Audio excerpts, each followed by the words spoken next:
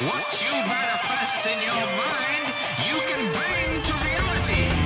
Wreck-It Ralph 2, or Ralph Breaks the Internet is what they're calling it. Same thing, I guess. Wreck-It Ralph 1, fun movie, good movie. I enjoyed it. Takes you into the world of video games, as if, you know, what is that called when they do that thing? They where they make things seem human. You know, like Toy Story makes toys human, or Cars makes cars human. Airplanes make airplanes human. All the Disney, what's that called? There's a word for it. Everybody's yelling at me. It doesn't matter. And anthropomorphize. Bam. It's not an easy or short word to pull out of a mouth as dysfunctional as mine, but I did. Ralph Breaks the Internet. So it brings, apparently this takes place 6 years after the first movie.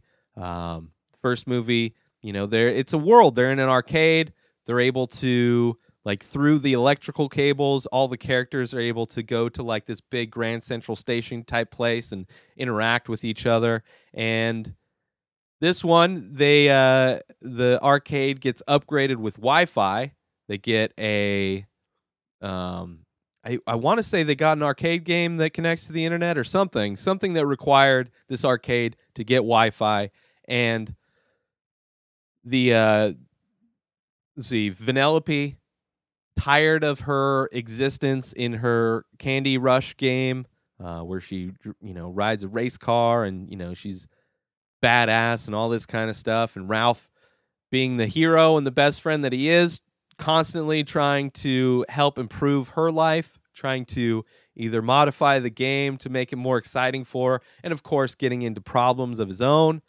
But in that, they find that while she's on this side game that Ralph created in her game, the person playing the game, the actual person playing the arcade game, accidentally breaks the steering wheel or pulls the steering wheel off, and the guy that owns the arcade goes to order one, and it's just too expensive, so he's going to get rid of the game. And it's this whole thing where now they found it on eBay, the steering wheel replacement, but it's like $300-400, and so they go venture into the Wi-Fi, into the internet, in hopes of retrieving a new steering wheel so that Vanellope can go back to her game. And in an effort to do that, they have to earn money.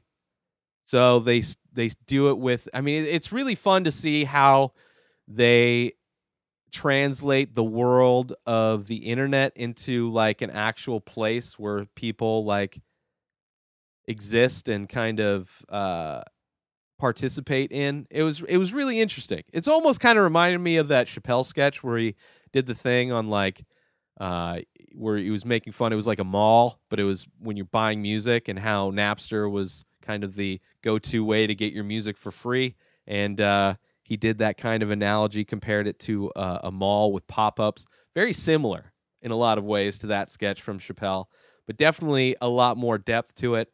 So they first try and get these like stupid make money for stealing items, and they find that, you know, that's not going to get them the money they need. So they find out that they need to become viral sensations. Ralph needs to become a viral sensation. He is a well-known video game character in this universe, so it'd be like it'd be like Mario, Super Mario, breaking the internet. Breaking the internet has multiple meanings in this movie. It's not just breaking the internet as far as shit's broken, but also, you know, like these attractive women do when they take pictures of their butts. It's just like the whole internet is just full of, like, that's all the internet talks about. Another term, I don't know why that's called breaking the internet. I would say it's clogging the internet.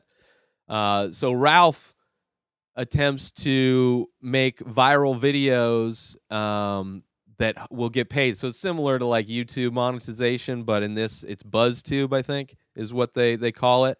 And same thing, you get money for the amount of views.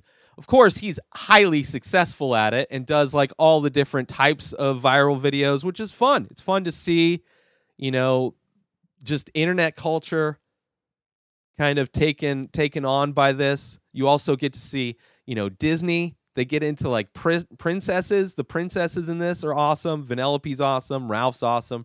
Ralph has to come to grips with his inability to just let things be. Like he's overly controlling and overly to where, things break in his hand, like Lenny and a bunny.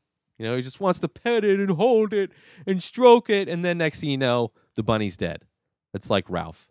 But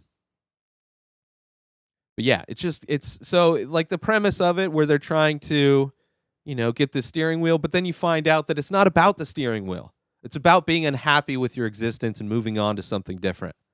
That's what it is for Vanellope, which is an adorable character. They have a good rapport, Vanellope and Ralph. Sarah Silverman, whose voices Vanellope, is amazing. And John C. Reilly as Ralph, he plays an idiot so well. He exudes idiocracy in a lot of ways, which is endearing. It's adorable. But I really like this movie. Not necessarily a huge Wreck-It Ralph fan. I mean, I did enjoy the movie, but it's not like a movie that I'd seen a bunch of times. Kind of forgot what had happened. You don't really need to see the first one to see this one, but it's a good continuation, takes the story somewhere else. I really enjoyed it. I really did. It's one of those kids movies that adults can watch too. It's not clearly, I didn't feel weird. I don't think there were any kids in my screening. There weren't a whole lot of people because the movie's been out for a while now, but I really enjoyed it. It almost had that feeling too of what Ready Player One was trying to do, where it's like it's supposed to be this universe where all these pop culture figures are. Except for this handles it in a lot better way. I mean, it's Disney, so you have Star Wars, you have Marvel, you have all the Disney properties. Like, you have a lot of things that Disney owns already, because Disney owns, like 30% of all entertainment ever, Like, they broadcast anywhere from having the broadcasting rights to the UFC, to Pixar, to I think Apple, they probably have shares. I don't know. They own everything. They own Star Wars. They own all Marvel properties. I don't know if they did. They're trying to get all Fox property. It's just disgusting that one giant company, which is weird because, they have the facade of it's Disney. It's, it's family friendly, but it's still a large corporation. It just takes one new leader in that organization to kind of just take a turn. And we'll see. But I enjoyed Wreck-It Ralph, or Ralph Breaks the Internet. Go watch it. If not in theaters, it's definitely worth picking up. It's one of those movies where you can just throw it on. It's just so much fun. It's just fun. You go on, it's a nice little adventure, a nice little animated adventure through the Wi-Fi and the internet and all the things that make up what we're living in today.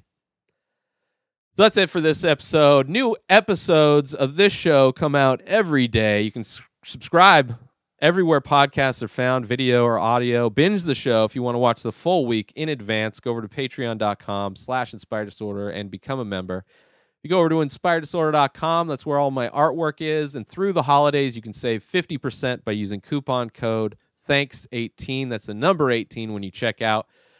I'm at Ray Taylor on all social media. Have a great day, everybody. Peace out!